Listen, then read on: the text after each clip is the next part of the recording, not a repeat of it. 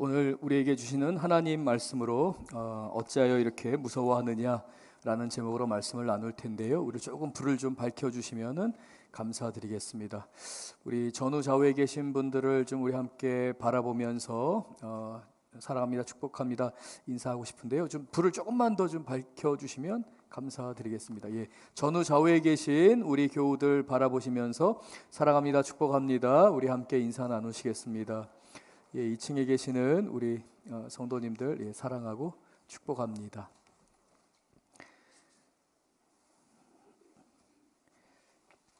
우리 성도님들, 우리에게는 우리 인생의 선장이신 우리 예수님의 얼굴을 바라보는 믿음이 필요합니다.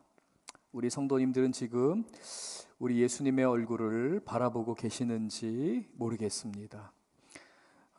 우리 예수님은 우리 인생의 항해를 주관하시는 우리의 선장이십니다. 예수님을 바라보는 우리 귀한 교우들 되시기를 간절히 바라며 오늘 말씀을 함께 살펴보고자 합니다. 한 사람을 좀 먼저 소개해 드리면서 이 사람이 경험했던 이야기를 소개해 드리고 말씀을 시작하고자 합니다. 우리 성도님들 보물섬 그리고 지킬박사와 하이드 등과 같은 소설 또는 애니메이션 아마 한 번쯤은 다 보셨을 것 같습니다. 이 작가는 유명한 스코틀랜드의 로버트 루이스 스티븐슨이라는 작가입니다. 한 번은 이 스티븐슨이 동료들과 함께 바다를 항해할 기회가 있었습니다. 배를 타고 가게 됩니다. 그런데 갑자기 닥친 폭풍으로 인해서 배는 심하게 흔들리게 되었습니다. 객실에 있는 모든 사람들이 두려워 떨었습니다. 계속해서 참다가 이거 도저히 안 되겠다, 도대체 상황이 어떻게 됐는지 봐야겠다라고 하며 스티븐슨이 동료들에게 내가 좀 나가서 밖에 나가서 상황을 한번 살펴보고 오겠다라고 이야기합니다. 그리고 그는 객실 문을 닫고 나갔습니다. 한참이 지난 후에 스티븐슨은 들어오게 되는데 아주 평온한 얼굴로 들어오면서 걱정하지 않아도 되겠어 라고 동료들에게 그리고 객실에 있는 사람들에게 이야기를 전했습니다. 그 자초지정은 이랬습니다. 갑판으로 올라가서 조타실을 바라보게 되었습니다. 그리고 그 조타실의 선장에게 상황을 좀 물어보려고 조타실 문을 열었습니다. 그런데 그 선장의 눈이 한없이 평온한 것이었습니다. 그 선장의 평안한 얼굴을 보면서 스티븐슨은 확신이 들었습니다. 지금 이 선장이 모든 상황을 통제하고 있구나. 폭풍우가 일고 풍랑이 일지만 이 배가 운행하기에 안전하게 이 폭풍우를 뚫고 목적지에 도달하기까지 전혀 문제가 없겠다 라고 깨닫게 된 것입니다. 선장의 그 평안한 얼굴 때문에 말이죠. 그리고 돌아와서는 왜 평안하느냐라고 할 때에 스티븐슨은 한마디로 대답합니다. 선장의 얼굴을 보니까 걱정하지 않아도 되겠어 라는 것이었죠. 배를 조종하는 선장은 이 모든 기후와 그리고 이 배를 잘 조정을 하면서 목적지까지 무사히 도착하는 것에 대해 추호의 의심도 없었습니다. 풍랑이 있었지만 그는 전혀 흔들리지 않고 평안한 마음으로 이 배를 운항하고 있었던 것입니다. 사랑하는 우리 귀한 성도님들, 우리는 예수님을 만나야 합니다. 예수님의 얼굴을 바라보아야 합니다. 선장이신 우리 예수님을 바라봐야지만 우리는 평안할 수 있습니다. 삶의 문제들이 있습니다. 우리 성도님들 가정에 여러 가지 어려움과 아픔이 있는 줄 압니다. 갑자기 찾아온 질병, 갑자기 쓰러진 가족으로 인해서 집안에서 감당해야 되는 그 일들, 풍랑과 같습니다. 소용돌이 치는 상황에 놓여 있는 것과 같은 우리 교우들이 있습니다.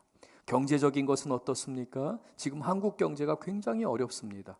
한국 경제, 전 세계의 경제가 어려울 뿐만 아니라 일부 몇 개의 종목들을 제외하고는, 몇 개의 군을 제외하고는 아주 많은 부분에 있어서 우리 교우들이, 특별히 소상공인인 우리 교우들이 어려움을 겪는 것이 사실입니다. 경제적인 어려움이죠. 언제 이 터널이 끝날지, 언제 이 어두움이 끝날지 한치 앞을 볼 수 없는 상황일 수도 있습니다. 그럴 때 우리 성도님들은 어둠을 바라보고 근심하는 사람들을 바라봅니다. 그러면 문제를 해결할 수도 없을 뿐만 아니라 계속해서 근심과 불안과 두려움 가운데 살아갈 수밖에 없습니다. 바로 여기에서 바라봄의 원칙이 적용이 됩니다. 우리가 성경을 통해 언제나 우리의 신앙생활은 하나님의 은혜로 우리가 살아가게 됩니다. 살아갈 때 하나님은 우리의 시선을 언제나 우리를 도우시는 하나님께 고정하게 하십니다. 그 하나님의 말씀을 붙들고 하나님의 약속을 붙들고 나의 도움이 오시는 그 하나님을 향하여 눈을 들 때에 우리는 믿음을 갖게 됩니다.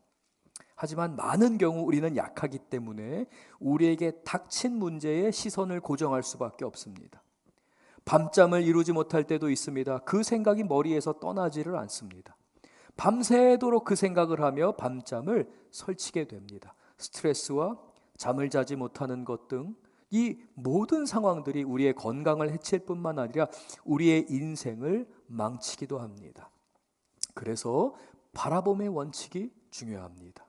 나의 도움이 어디서 오는지를 바라봐야 합니다. 내가 문제를 만들었을 수도 있습니다. 내가 내 인생을 망쳤을 수도 있습니다. 그리고 종종은 도대체 왜 나에게 이러한 고통이 오는지, 이러한 풍랑이 오는지 모를 수도 있습니다.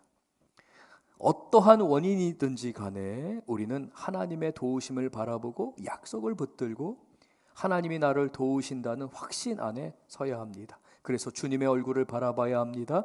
우리 인생의 선장이신 예수님의 얼굴을 봐야 합니다. 근심과 걱정, 두려움의 얼굴을 보게 되면, 두려움의 상황을 보게 되면 우리의 얼굴이 그대로 그 두려움과 근심과 불안을 흡수하게 됩니다. 얼굴이 어두워지게 되는 것이죠. 하지만 바라봄의 법칙입니다. 예수님의 얼굴을 보게 됩니다. 평안한 예수님의 얼굴을 보게 되면 상황은 아무것도 바뀌지 않을 수 있습니다. 그러나 예수님을 바라봤기 때문에 그 예수님의 평안을 배울 수가 있습니다. 그 예수님의 평안을 배우는 가운데 하나님은 두 번째 바라봄의 원칙을 우리의 삶 안에서 실천하기를 원하십니다. 아브라함에게 동서남북을 바라봐라. 좋은 것을 바라보라. 큰 것을 바라보고 내 입을 크게 열라. 그러면서 하나님께서는 작은 나의 문제, 작은 나의 능력, 내가 할 수 있는 작은 것을 주목하고 땅만 바라보며 사는 인생이 아니라 나의 도움이 하나님으로부터 오는 것을 바라보며 하나님을 바라보고 말씀을 의지하여 내 주변 사방을 바라보며 하나님, 나에게 주신 산성인 줄 믿습니다. 내 삶 안에서 내가 이 세상의 무게로 인해 짓눌리는 삶이 아니라 이 세상을 바라보며 성취하고 취하고 하나님의 말씀을 이루어가는 삶을 살게 하여 주시옵소서. 간구할 때에 이 바라봄의 원칙을 통해 우리는 예수님의 얼굴을 배우게 되고 예수님의 성품을 배우게 되며 삶에 이루시는 하나님의 역사, 삶 안에 말씀의 능력으로 말미암아서 풍성하게 열매를 맺는 성취하는 삶, 이루는 삶으로 나아갈 수 있게 됩니다. 그러므로 폭풍 가운데서 누구를 바라볼 것인가? 우리 성도님들은 예수님을 바라보셔야 합니다. 풍랑을 바라보거나 폭풍을 바라보거나 근심 걱정하는 사람들의 얼굴을 보면서 고스란히 그 부정적인 얼굴을, 그 근심의 얼굴을 여러분의 얼굴로 만드셔서는 안 됩니다. 예수님을 바라보며 우리의 인생의 배를 주관하시는 예수님께 나아가고 의지하셔야 할 줄 믿습니다. 오늘 본문을 통해, 성경 말씀을 통해 이 부분을 좀 더 깊이 있게 살펴보며 우리의 삶에 개인적으로 적용해야 되는 내용들을 함께 보겠습니다. 먼저 35절 말씀을 우리 같이 한번 읽겠습니다. 그날 저물 때에 제자들에게 이르시되 우리가 저편으로 건너가자 하시니. 먼저 장소의 이동입니다. 저편으로 건너가자. 35절을 좀 우리가 주의 깊게 살펴봐야 되는데요. 먼저 35절 그날 저물 때에 라고 말합니다. 그날은 어떤 날입니까? 우리가 지난주까지 살펴봤던 것처럼 예수님이 씨 뿌리는 비유를 통해서 좋은 밭에 뿌려지게 되면 기적과 같이 30배, 60배, 100배의 결실을 누리게 되는 천국의 법칙을 설명하신, 설교하신 바로 그날입니다. 그리고 우리가 지난주 살펴봤던 것처럼 예수님께서 주시는 이 말씀의 능력, 이 말씀의 능력에는 생명이 있기 때문에 농부가 씨를 뿌린 후에 밤에 일어나서 밭에 나가 그 씨가 자라도록 씨를 늘리는 농부가 있느냐? 아니다. 그 농부는 씨를 뿌린 후 잠을 잔다. 그리고 일어나서 식사를 하고 잠을 자고 휴식을 취할 때 그가 잠을 자는 동안에 그 땅이 스스로 열매를 맺게 하느니라 라고 말씀하시며 말씀의 능력, 말씀의 생명력을 예수님이 말씀하셨습니다. 그리고는 등불의 비유도 말씀하셨습니다. 이 세상에 어느 누가 등불을 켜서 그 그릇으로 덮어두거나 책상 밑에다 두는 사람이 어디 있겠느냐? 등불을 켜는 이유는 바로 그 등불을 높은 곳에 두어서 빛을 보기 위한 것이다. 그러므로 더 많이 구해야 한다. 그 빛을 더 사모해야 한다. 하나님 나라는 이와 같이 더 사모하는 사람, 더 빛을 보기를 원하는 사람에게 그 헤아리는 헤아림으로 갚으시는 나라이기 때문에 하나님의 나라를 더 사모하라. 예수님이 설교하신 바로 그날입니다.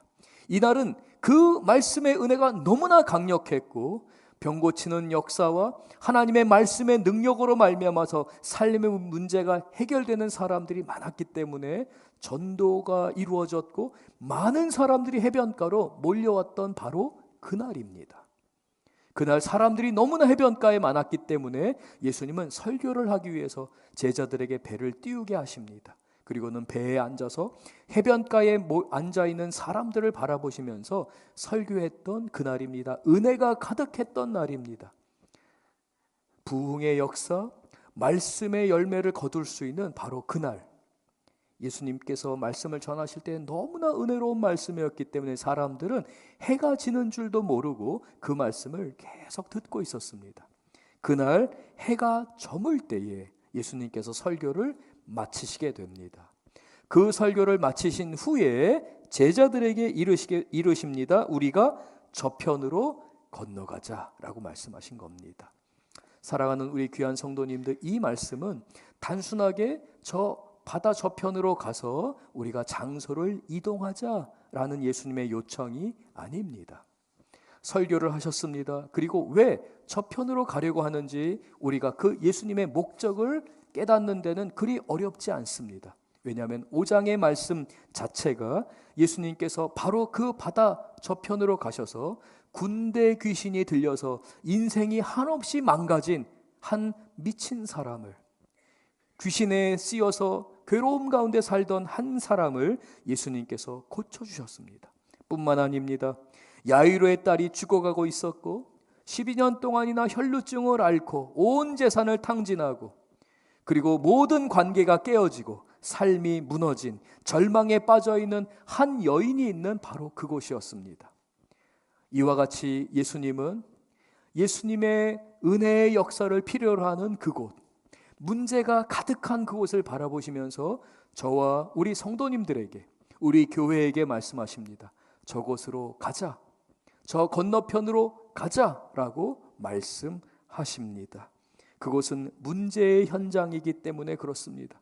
예수님께서는 예수님의 그 제자들이, 예수님의 교회가 예수님의 손과 발이 되어서 문제 가운데 아우성치고 괴로워하고 절망 가운데 있는 사람들을 도와주길 원하십니다. 손을 내밀기를 원하십니다. 그러므로 교회는 우리끼리 모여서 안전한 항구다, 여기는 문제가 없다, 여기는 예배가 은혜가 있다, 우리가 예배를 더 은혜롭게 드리기 위해서 우리끼리만 어떻게 더 잘 살면 될까를 이야기하는 곳이 아닙니다. 교회는 하나님의 사랑과 용서를 실천하고 훈련합니다. 말씀과 기도 가운데 서 나갑니다. 그러는 가운데 예수님께서 이제 저편으로 가라 라고 말씀하실 때에, 문제의 현장으로 가라, 복음을 들고 가라 라고 말씀하실 때에 순종하는 것입니다. 이게 건강한 교회인 것이죠.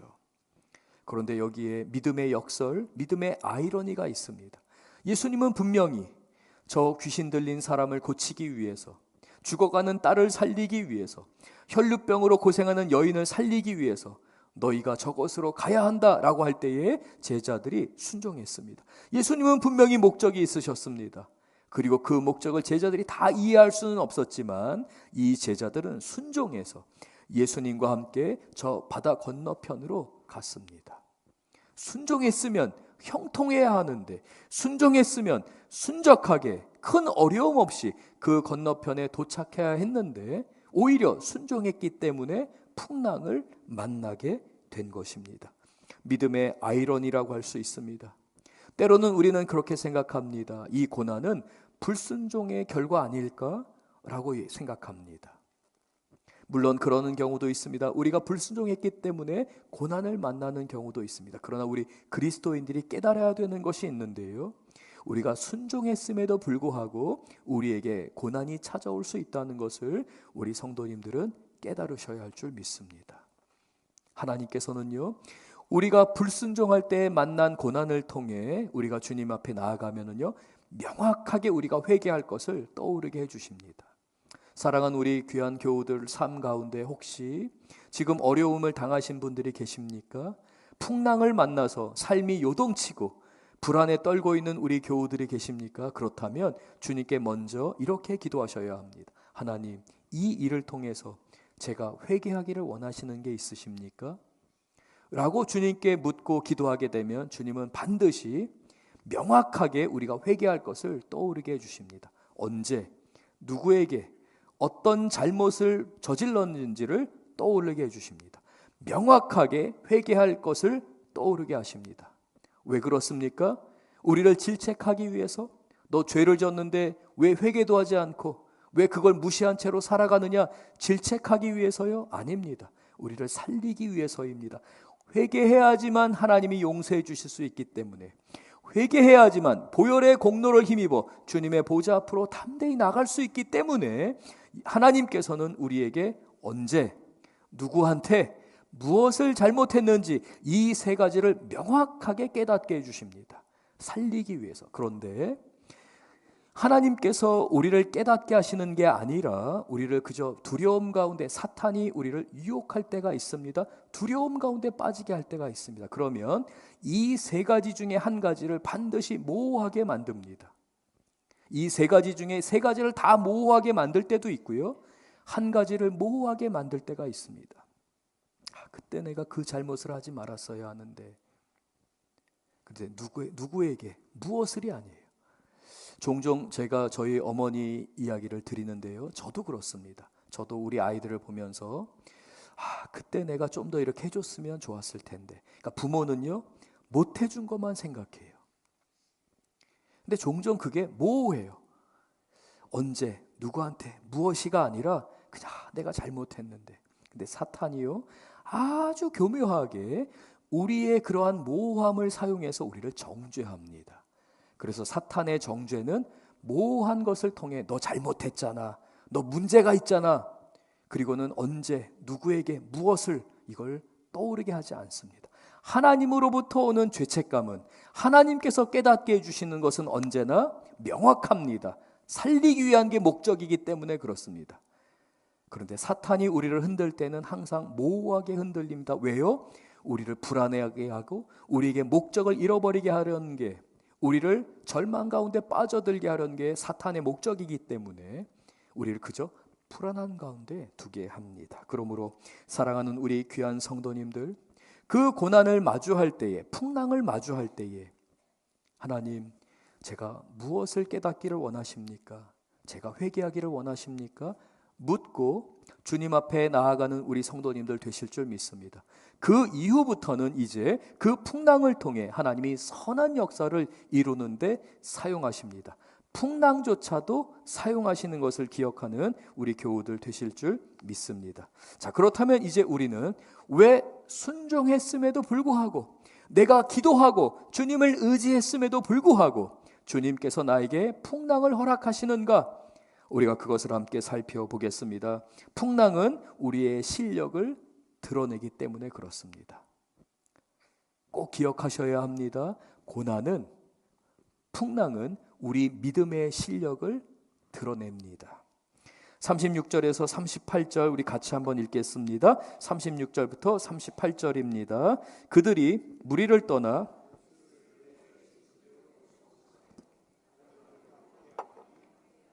큰 광풍이 일어나며 물결이 배에 부딪혀 들어와 예수께서는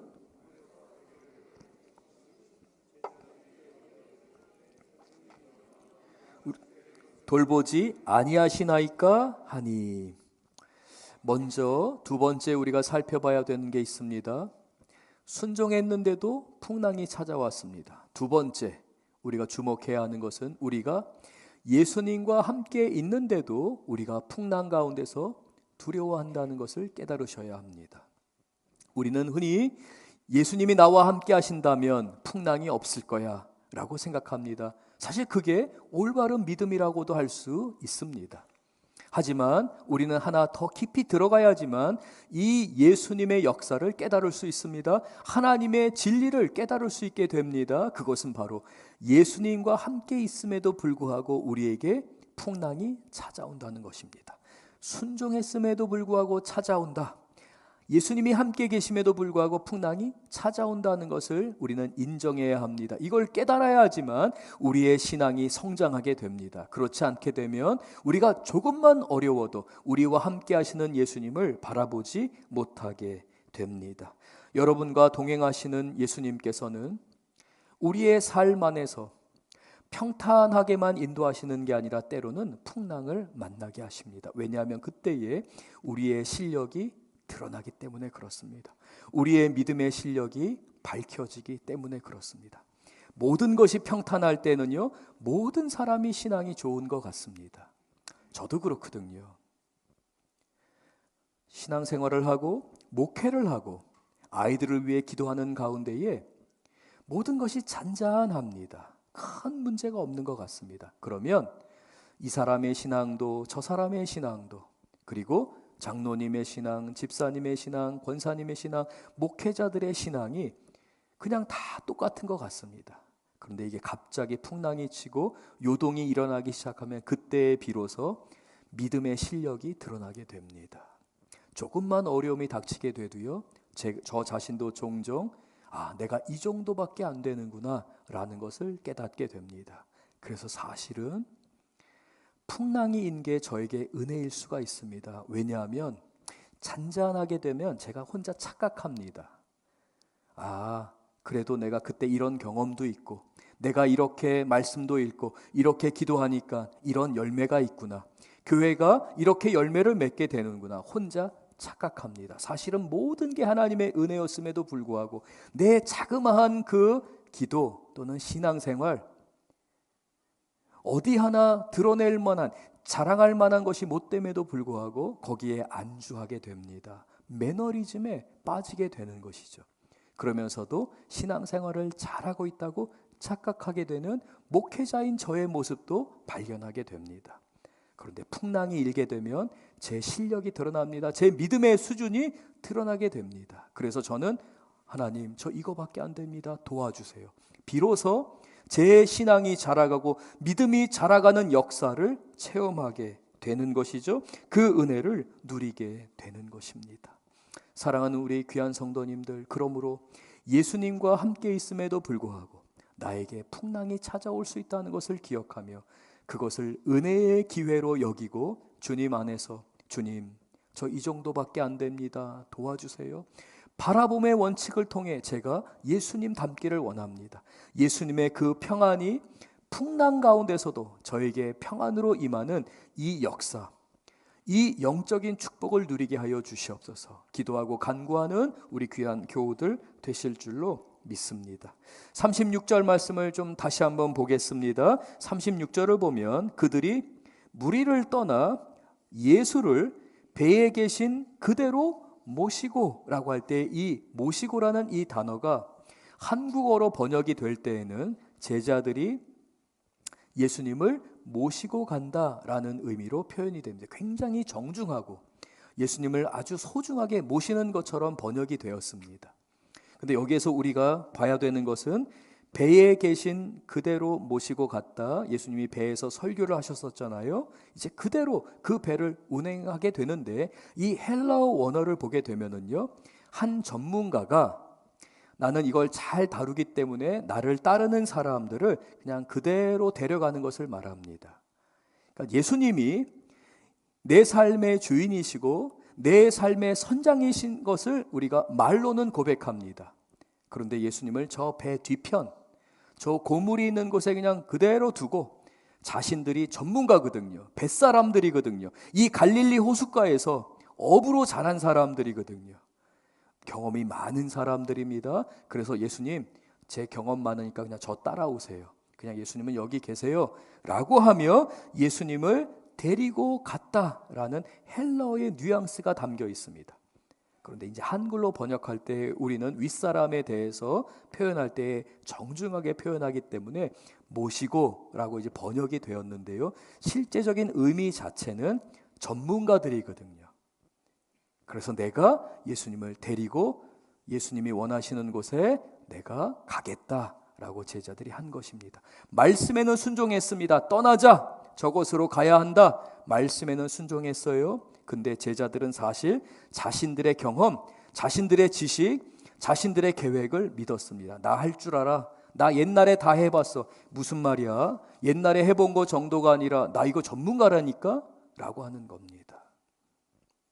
사실 여기가 가장 위험하고 가장 무서운 경우입니다. 목회자가 그렇습니다. 내가 이거 전공했어. 내가 몇 년을 목회를 했는데, 내가 이런 신방 내가 많이 해봤습니다. 이런 경우 내가 많이 겪어봤습니다. 그리고 나의 경험으로 그 일을 감당하려고 하면은요, 거기에서 모든 문제가 터지기 시작합니다.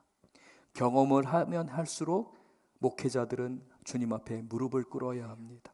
예수님이 내 인생의 주인이심을 고백해야 하고, 예수님이 이 교회의 선장이시고 이 교회를 이끌어 가심을 고백하며, 내가 경험이 있지만 주님 어떻게 하기를 원하십니까? 주님이 원하시는 것은 무엇입니까? 물어야 합니다. 저는 저의 경험을 말씀드렸지만 똑같은 실천을 우리 성도님들께서는 직장에서 그리고 가정에서 삶의 모든 순간마다 그대로 실천하셔야 합니다. 우리 성도님들의 삶 가운데서 우리 성도님들을 가장 잘 아시는 분이 예수님이십니다. 우리 성도님들의 모든 상황을 주관하고 이끌어 가시는 인생의 선장이 바로 우리 예수님이십니다. 그러므로 우리 성도님들께서는 내 계획이나 내 생각을 주장하기보다는 예수님께서 무엇을 원하시는지를 기도하고 묻는 우리 교우들 되셔야 할 줄 믿습니다. 제자들의 수준이 이랬습니다. 그래서 풍랑을 만난 게 다행입니다.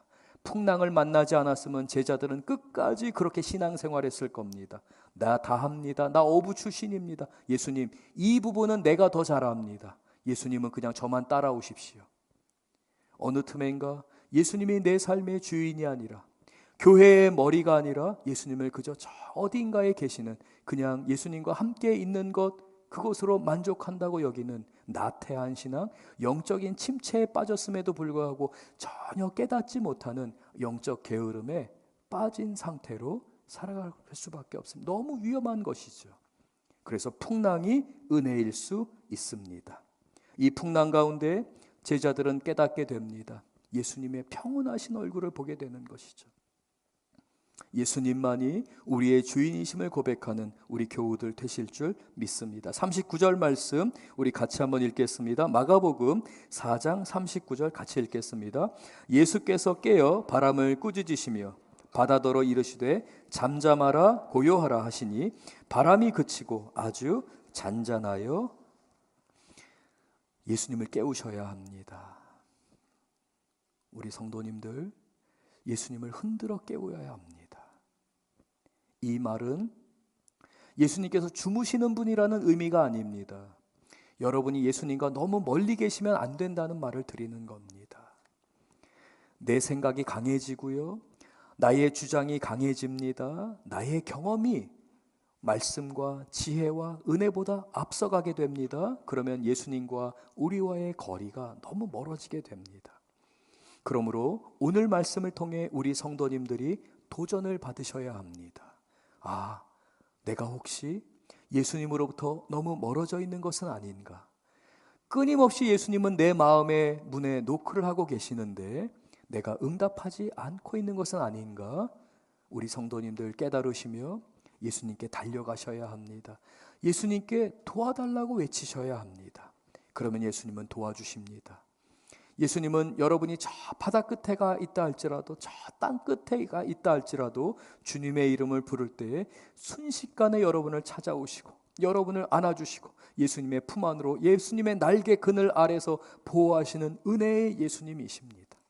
사랑하는 우리 귀한 성도님들, 바람으로 그 바다를 꾸짖으시는 우리 예수님을 바라보며 창조주이신 우리 예수님, 삶의 주관자이신 우리 예수님께 삶의 주도권을 맡겨드리실 줄 믿습니다. 예수님이 꾸짖으시자마자 어떤 일이 벌어집니까? 순식간에 바람이 그치고 아주 잔잔해지게 된 겁니다. 기적과 같이 그토록 소용돌이 쳤던 그 모든 바람들이 일순간에 잠잠해진 것은 그냥 조용히 자연현상으로 바람이 잦아지는 것을 의미하는 것이 아니라 예수님의 말씀에 자연이 순종한 것을 성경은 말씀하고 있습니다. 우리 성도님들의 삶 안에 많은 문제들이 있을 줄 압니다. 풍랑 가운데서 그 수많은 풍랑, 그 오랜 시간의 풍랑으로 인해서 고통당하는 우리 교우들도 계실 겁니다. 건강의 문제이든지 삶에 지속적으로 어떤 죄의 문제 때문에 이게 해결되지 않아서 반복적으로 짓는 죄로 인해 어려움을 겪는 우리 교우들도 있으실 겁니다. 여러분 스스로 해결할 수 없기 때문에 삶의 주관자이시며 창조주이시며 문제의 해결자이신 예수님께 도와달라고 구하셔야 합니다. 예수님 저 좀 구해주세요. 예수님 저 좀 살려주세요. 예수님을 깨우며 예수님의 이름을 부를 때에 주님의 이름을 부르는 자에게 주님께서는 응답하시고 문제를 해결해 주시며 구원의 역사, 은혜의 역사를 이루어 주십니다. 저는 우리 성도님들과 함께 우리의 삶 안에서 이렇게 주님과 동행하는 삶, 주님께 순종했음에도 불구하고 풍랑이 닥칠 수도 있고 예수님과 함께 있음에도 불구하고 풍랑이 닥칠 수도 있는 이 말씀을 통해, 이 본문 말씀을 통해 믿음의 본질에 대해서 함께 나누고 말씀을 마치고자 합니다. 한번 따라 하시겠습니다. 믿음의 본질은 아는 만큼 보이고 보이는 만큼 신뢰한다는 것입니다. 한번 따라 하실까요? 아는 만큼 보이고 보이는 만큼 신뢰합니다. 다시 한번 따라 하시겠습니다. 아는 만큼 보이고 보이는 만큼 신뢰합니다. 이 신뢰는 믿음입니다. 우리가 믿음의 본질은 우리가 무엇을 보느냐에 달려 있습니다. 보이는 만큼 믿을 수 있게 됩니다. 그런데 볼 수 있는 것은 아는 만큼 볼 수 있게 된다는 것이죠. 우리 성도님들의 이해를 돕기 위해서 제 경험을 하나 말씀을 드리겠습니다. 제가 스웨덴에서 사역을 할 때에 한 번은 덴마크로 전도 여행을 간 적이 있었습니다. 오전에 오후에 열심히 전도를 한 후에 저희를 인도해 주셨던 그 덴마크인 선교사님, 키가 거의 한 2m 정도가 됐습니다. 제가 그 옆에 섰을 때의 모습을 상상하라고 강요는 드리지 않겠습니다. 정말 그 브래드 피트 같이 생겼던, 야 정말 잘생겼다라는 생각이 드는 선교사님이었는데요. 이 선교사님이 저희를 안내해 준 다음에 지금 그 지역에, 그 도시에 큰 축제가 열려서 유럽에 있는 명작들이, 명품들이 이 박물관에, 그 미술관에 전시가 돼 있는데 저희들 보여주고 싶다는 거예요. 너무너무 감명을 받았다는 거예요. 그래서 너희들은 아마 너무 놀랄 거야. 대단한 작품들이 있거든 하고 저희를 데리고 갔습니다. 근데 선교사님이 저 때문에 더 놀랐어요. 그 명작에 있는 그 큰 미술관을 들어갔는데요. 제가 1시간도 안 돼서 나와서 밖에서 서성이고 있었습니다. 다른 사람들은요, 작품 하나 감상하는데 10분, 30분씩 걸립니다. 근데 저는 그 모든 미술관 안에 있는 그림들을 1시간도 안 돼서, 뭐 1시간이 뭐예요? 조금 더 빨리, 좀 과장되게 말하면 30분도 안 돼, 거의 30분 만에 미술관에서 나온 것입니다. 선교사님이 깜짝 놀랐습니다. 야, 너는 어떻게 저 모네의 작품이나 피카소의 작품이나 저런 작품들을 보면서 어떻게 이렇게 빨리 나올 수가 있어? 선교사님이 오히려 놀라서 저에게 말했습니다. 왜 그랬을까요? 저는 왜 그 명작들을 보면서 그렇게 빨리 나올 수 있을까요? 제가 했던 말은 그겁니다. 이야, 진짜 비싸겠다. 야, 엄청 비싸겠네. 이렇게 생겼네. 계속 그 말만 하고 그냥 잠깐 보고 이러고 나온 거예요. 수준이 엄청 낮은 거죠. 저는 왜 그랬을까요? 보는 눈이 없었기 때문에 그렇습니다. 사실 작품은요, 아는 만큼 보이게 됩니다. 그래서 그 작품에 대한 설명을 듣는 게 필요해요. 그래서 미술관마다 도슨트들이 있습니다. 작품을 설명해 주는 사람이죠. 알지 못하면 그 작품을 볼 수가 없습니다. 신앙생활이 그렇습니다. 말씀이 그렇습니다. 아는 만큼 보이게 됩니다. 그래서 하나님을 아는 지식이 중요합니다. 하나님을 아는 지식은 머리로 아는 것을 말하는 게 아닙니다. 가슴으로 내려와야 합니다. 머리에서 가슴으로 내려와야 합니다. 머리에서 가슴으로 내려올 때 반드시 사용하는 하나님의 도구가 있습니다. 고난입니다. 풍랑입니다. 사랑하는 우리 귀한 성도님들, 믿음의 본질 첫 번째는 아는 만큼 보인다는 것입니다. 사랑하는 우리 귀한 성도님들, 말씀을 읽기에 열심을 다하고 말씀을 사모하고 그 말씀 하나를 붙들고 일주일 내내 기도할 수 있는 우리 교우들 되실 줄로 믿습니다. 어찌하여 믿음이 없느냐, 너희 믿음이 왜 이렇게 작으냐 라는 주님의 말씀 앞에서, 주님, 제가 이렇게 믿음이 작습니다. 저를 도와주시옵소서. 주님 앞에 간구할 때에 풍랑을 잔잔하게 하시고 역사를 이루시는 주님을 바라보며 일주일 가운데 승리하시는 우리 교우들 되실 줄로 믿습니다. 두 번째는 아는 만큼 보입니다. 그리고 그 믿음은 설득당하는 것입니다. 보이기 때문에 설득당하는 것입니다. 무슨 말입니까? 아는 만큼 보았기 때문에 그 그림이 저를 압도하는 것을 경험했습니다. 제가 그 경험을 한 이후에요, 정말 내가 이 정도 교양으로 살면 안 되겠다, 이 정도 소양을 갖고 살면 안 되겠다 자책하면서 그림을 조금 공부하기 시작했습니다. 오해하지는 마십시오. 정말 세 발의 피만큼 아는 지식입니다. 미국에서 사역을 하면서 종종 지역에서 있는 미술관을 방문하게 되었습니다. 정말 아는 만큼 보이더라고요. 그리고 이게 보이기 시작하니까 그 그림에 압도당하고 그 그림 속으로 들어가는 저를 발견하게 되었습니다.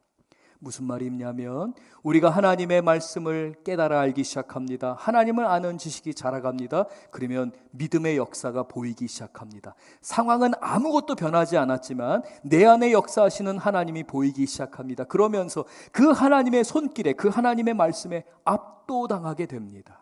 하나님이 정말 나의 선한 목자이시구나, 예수님의 말씀은 정말 진리이구나 라고 하며 그 진리의 말씀 하나 때문에 그 말씀에 설득당하는 저를 보게 되는 것입니다.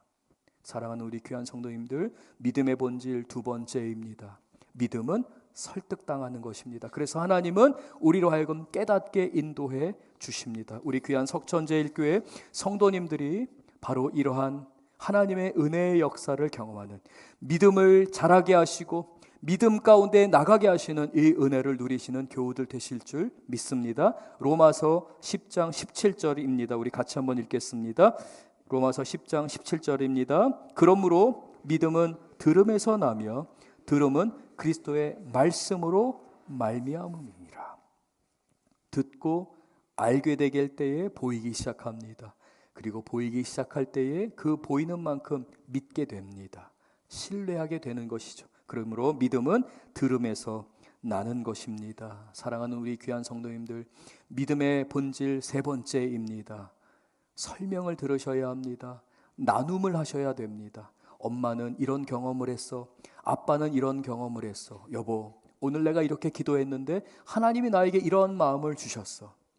우리의 삶 안에서 이러한 나눔을 나눌 때에 우리 각자가 이 영적인 도슨트가 되어서 말씀의 삶 안에서 이 말씀이 나에게 어떠한 은혜를 주셨는지를 나누게 될 때에 우리는 믿음에 설득당하게 됩니다. 우리는 하나님의 말씀에 압도당하게 됩니다. 그러므로 사랑하는 우리 귀한 성도님들, 예수님께서 풍랑을 잔잔하게 하시며 제자들에게 이야기하셨습니다. 너희가 어찌하여 믿음이 없느냐, 너희 믿음이 왜 이렇게 작으냐 라고 말씀하실 때 사실은 이건 은혜입니다. 믿음이 없는 사람들에게는 그렇게 질문하시지도 않습니다. 우리 성도님들에게 믿음이 있기 때문에, 우리 성도님들에게 하나님의 사랑과 은혜가 있기 때문에 누군가의 손에 의해서 이곳에 앉아 계셨습니다. 그리고 그 하나님의 은혜의 역사에 의해서 오늘 말씀을 듣게 하셨습니다. 그 자체가 은혜입니다. 사랑하는 우리 귀한 성도님들, 우리는 흔히 착각합니다. 내 인생 그때 그 풍랑 때문에, 그 고난 때문에 망가졌어. 내 인생 그때 그렇게 실패해서 내 인생이 이렇게 실패하고 망가졌어. 그 사건만 없었으면, 그 고난만 없었으면 내가 그러지 않았을 텐데, 내가 그때 그 선택만 하지 않았더라면 지금 내가 이렇게까지 망가지지는 않았을 텐데, 우리는 그렇게 착각합니다. 그러나 풍랑이 우리를 망가뜨리는 게 아닙니다. 실패가 우리를 무너뜨리는 게 아닙니다. 고난과 실패 가운데 우리가 잘못된 것을 바라봤기 때문에 우리 스스로가 무너진 것입니다. 사랑하는 우리 귀한 성도님들, 지금 고난 가운데 인내하며 견디시는 분들에게는 얼마나 힘드실까 생각합니다. 그러나 진리이기 때문에 저는 담대히 선포해야 합니다. 사랑하는 우리 귀한 성도님들, 누구를 바라보고 계십니까? 여러분에게 믿음이 있기 때문에 오늘 말씀을 예수님이 전해주셨습니다. 여러분의 믿음을 소중하게 여기시는 예수님께서 어찌하여 두려워하느냐, 너희 믿음이 왜 이렇게 작으냐 라고 말씀하시는 것은 너희에게 작은 믿음이라도 있으니 누구를 바라보라는 것입니까? 예수님을 바라보라고 말씀하십니다. 41절 말씀 같이 한번 읽겠습니다. 41절입니다. 그들이 심히 두려워하여 서로 말하되 그가 누구이기에 바람과 바다도 순종하는가 하였더라. 가장 큰 축복이 무엇인지 아세요? 제자들이요, 예수님을 바라보면서 너무 충격을 받아서 그들의 사고와 그들의 가치관, 그들의 세계관, 그들의 사고방식이 완전히 바뀌게 된 것입니다. 아, 창조주이시구나, 주관자이시구나, 바람과 바다도 다스리시는구나. 한 말씀만 하시면, 손가락 하나만 예수님이 하시면 이거 해결되겠구나.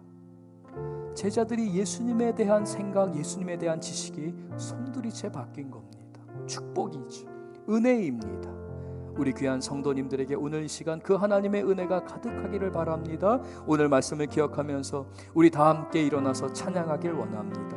주님 앞에 순종하여 나가길 원합니다. 주님의 은혜의 자리에 머무르며, 주님 저를 도와주시옵소서. 제 믿음 없음을 주께서 아시오니 저의 믿음의 실력이 성장할 수 있도록 역사하여 주시옵소서. 우리가 믿음의 고백으로 함께 찬양하겠습니다. 나는 내 마음의 복음이 찬양하겠습니다.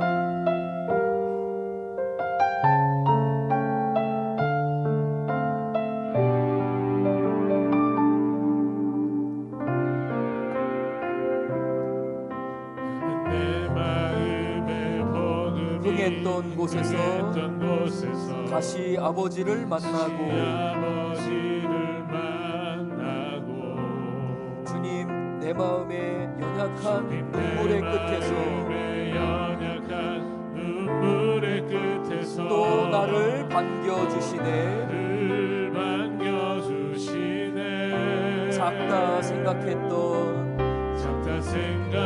그의 부르심 나를 다시 회복하십니다. 다시 일어나 주를 예배함이 내 모든 기쁨이 되리. 그의 기쁨 되어 삶의 모든 순간을 주께 다 내어드리니. 우리 처음부터 한 번 더 찬양합니다. 나는 내 마음에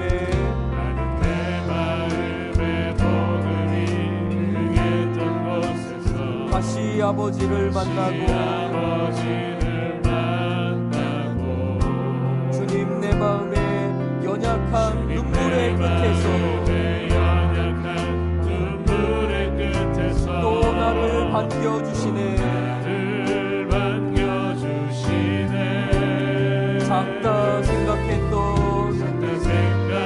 주님의 부르심, 그러나 다시 나를 회복해 하십니다. 다시 일어나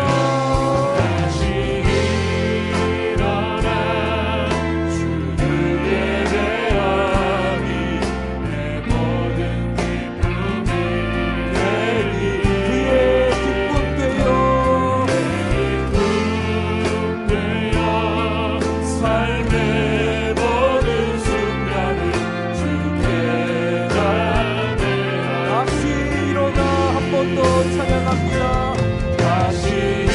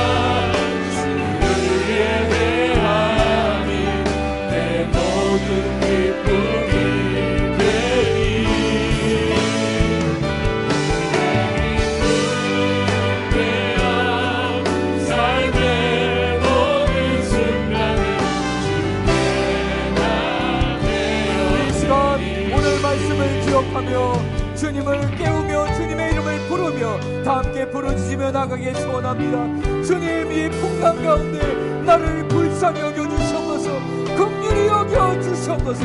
이 시간 나같이 우리 각자의 기도 제목으로 간절히 기도합니다. 주여! 사랑과 은혜가 많으신 하나님, 우리 성도님들이 주님 앞에 간구합니다. 주님 앞에 기도합니다. 주님 어루만 주시옵소서. 주님이 인도하시며 말씀하시며 주님께서 깨어 일어나셔서 우리 성도들을 이끄실 줄 믿습니다. 우리는 때로 주님보다 없어 나갈 때가 있습니다. 세상 끝에도 할 때가 있습니다. 주님께서 인도하여 주셔서 능력의 손으로 하나 주셔서 고쳐주실 줄 믿습니다. 아버지 하나님 인도하여 주셔서 아버지 원성 여겨주셔서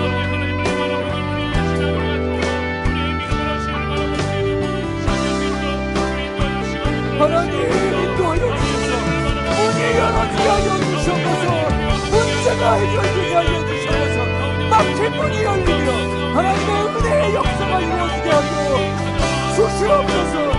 주님 말씀하시옵소서. 주님 선포하시옵소서. 주님 우리 성도님들의 삶 역사하여 주셔서 우리의 죄악을 사하시며 우리를 용서하시며 주님 새 역사가 이루어지게 하여 주시옵소서.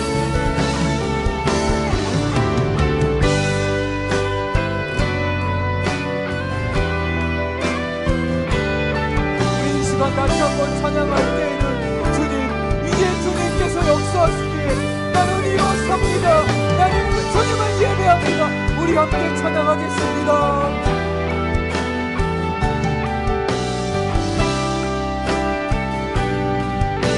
나는 일어섭니다. 찬양하겠습니다.